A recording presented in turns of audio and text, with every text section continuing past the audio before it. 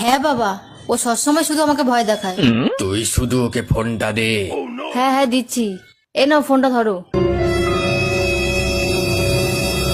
বাবাকে আমি সব বলে দিয়েছি, এবার তুমি ঠেলা বুঝবে। হ্যাঁ বাবা বলুন।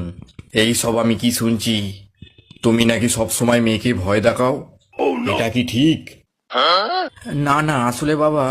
চুপ করো, শুধু টেকনিকটা বলো, কি করে আমিও তোমার শাশুড়ি মাকে এইরকম ভাবে জব্দ করব।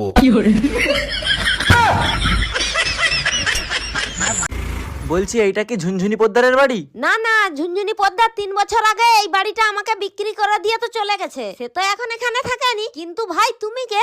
ঝুনঝুনি পোদ্দারের নামে একটা পার্সেল ছিল, পার্সেল দিতে আসছি আমি। আসলে আমার নামই ঝুনঝুনি পদ্মার। আসলে আমি ভাবছিলাম তুমি কিস্তিওয়ালা, লোনের টাকা আনতে আসছো। আম্মু কি হয়েছে? পাশের বাড়ির আন্টির মেয়ে সাদিয়া পালিয়ে গেছে। আমি তো আগেই জানতাম ওই মেয়ে সারাদিন ফোনের মধ্যে কুটুর কুটুর পুটুর পুটুর করতেই থাকে। ওই ভাবি তো ছেলে মেয়ে মানুষ করতেই পারেনি। ছেলে মেয়ে মানুষ করতে হয় আমার মতো, হাঁকতে গেলেও পারমিশন লইব শত শত। তা কার সাথে ভাগছে? ভাইয়ার সাথে। কে?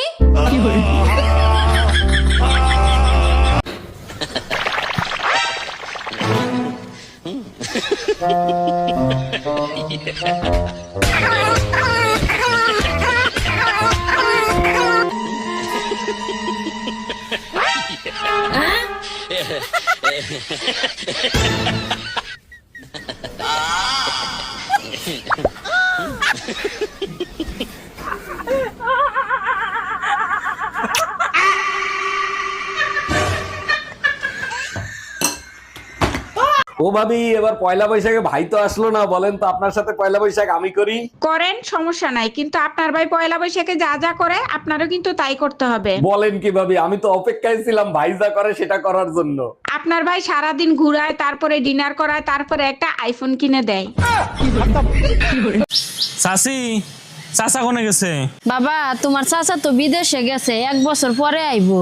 ভাবি আপনি কোনো টেনশন করেন না, যদি কিছুর দরকার পড়ে আমাকে একবার কইবেন, আমি কৈতরের নাগাল উড়ে আসমু।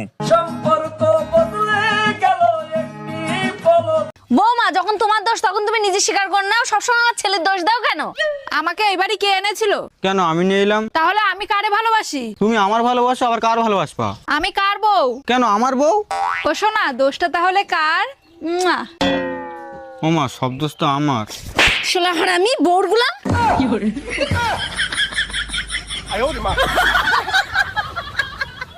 এই টুম্পা ভাবি তোমারে খুঁজতেছে কেন? লাউডে দিয়ে কথা বলো তো শুনি। জি ভাবি বলেন। ভাই, আপনার পার্সোনাল ফোন নাম্বারটা আমাকে একটু দিবেন? আপনি জানেন এলাকাটা শূন্য ছিল, তারপরে 17টা বাড়ি হয়েছে, তার ভিতরে 11টা 5তলা বিল্ডিং হয়েছে, তার ভিতরে 44টা ফ্যামিলি আসছে, 99টা ছেলে মেয়ে আছে, 56টা ভাবি আছে, কারো সাহস হয় না আমার নাম্বার চাওয়ার। আপনি চাইলেন কেন? আর কখনো নাম্বার চাবেন না, বুঝতে পারছেন? জি ভাই, বুঝতে পারছি। ঠিক কাজ করছো।